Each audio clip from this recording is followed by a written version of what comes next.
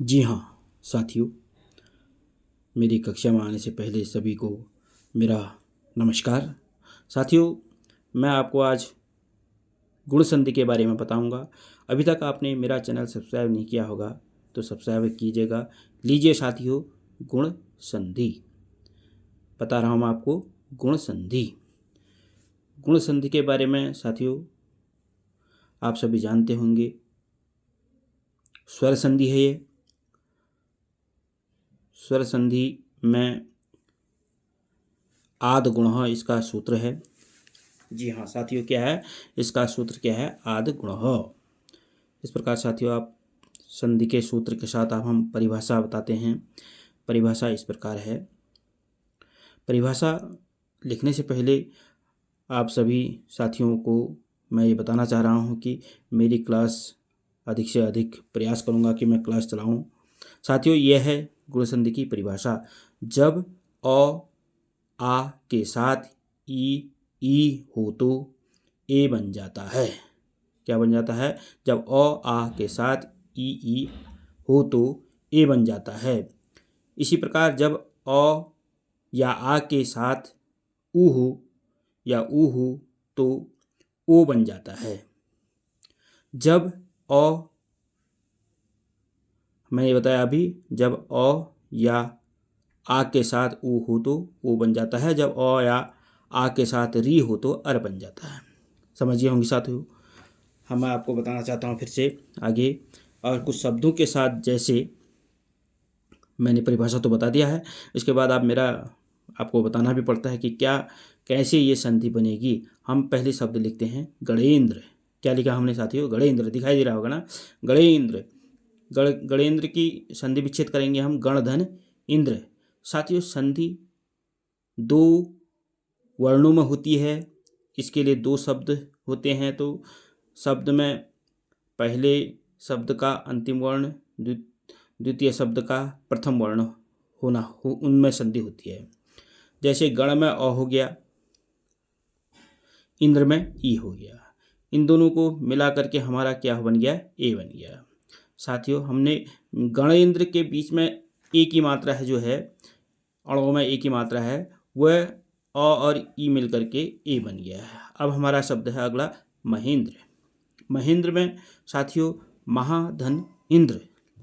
महाधन इंद्र। साथियों, क्या लिखा है मैंने? महाधन इंद्र। इसी प्रकार जैसे मैंने बताया था, प्रथम शब्द के अंतिम वर्ण द्वितीय शब्द के प्रथम वर्ण में संधि होती है। प्रथम शब्द महा में आ है और इंद्र में ई है। इसी प्रकार आ और ई मिलकर के क्या हो गया? ए हो गया। साथियों, समझिए होंगे आप। अब आगे बढ़ते हैं, अगला शब्द लिखते हैं। इसी प्रकार हमने अ और आ का बता दिया है। अब अगला है हमारा, क्या है? महेश्वर। महेश्वर। क्या लिखा है? महेश्वर। क्या हो जाएगा इसका? महाधन ईश्वर। हमारा अब आ और ई। आ दीर्घ है और ई भी दीर्घ है, तो आ और ई मिलकर के क्या हो गया? ए हो गया। हाँ साथियों, ह्रस्व या दीर्घ कोई भी आए उसमें जो है तो उन सब का ए ओ अर हो जाता है। और अथवा आ के साथ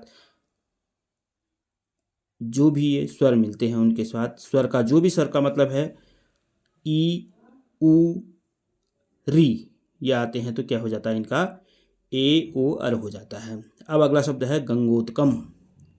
अगला शब्द क्या है हमारा? गंगोत्कम। लीजिए साथियों, गंगोत्कम की संधि विच्छेद कीजिएगा। गंगाधन उदकम। आ धन उ मिल रहा है, यहाँ पर क्या हो गया? गंगा में आ हो गया, उदकम में उ हो गया। इस प्रकार क्या हो गया हमारा? ओ हो गया। गंगाधन उदकम। गंगाधन उदकम हमारा क्या बन गया? आ और उ मिलकर के ओ हो गया। इसी प्रकार साथियों अगला बताते हैं हम। नेक्स्ट, ऐसा शब्द ढूंढिए जिसमें ओ हो जा रहा है या री हो जा रहा है या ए हो जा रहा है। हमारा ए और ओ हो गया है। अब हमारा है री। महर्षि। हमने इसलिए अगला शब्द लिया के अनुसार महर्षि। महर्षि की संधि विच्छेद कीजिएगा। महाधन ऋषि। क्या हो गया? महाधन ऋषि। आ और अगला क्या हो गया, आ और री। आ महा में आ, धन ऋषि में री, दोनों को मिलकर के क्या हो जाएगा, हमारे बताया था अर हो जाएगा।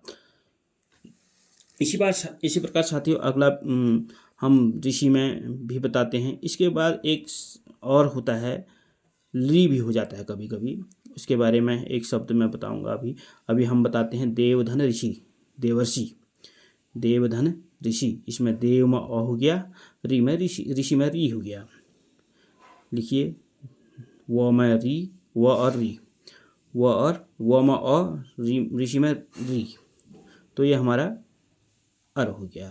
अब साथियों अगला होता है जैसे तवलकार की बताइए, उसमें अल हो जाएगा, अ ई उ, इसमें अ अथवा आ के बाद ई उ री आता है तो इसके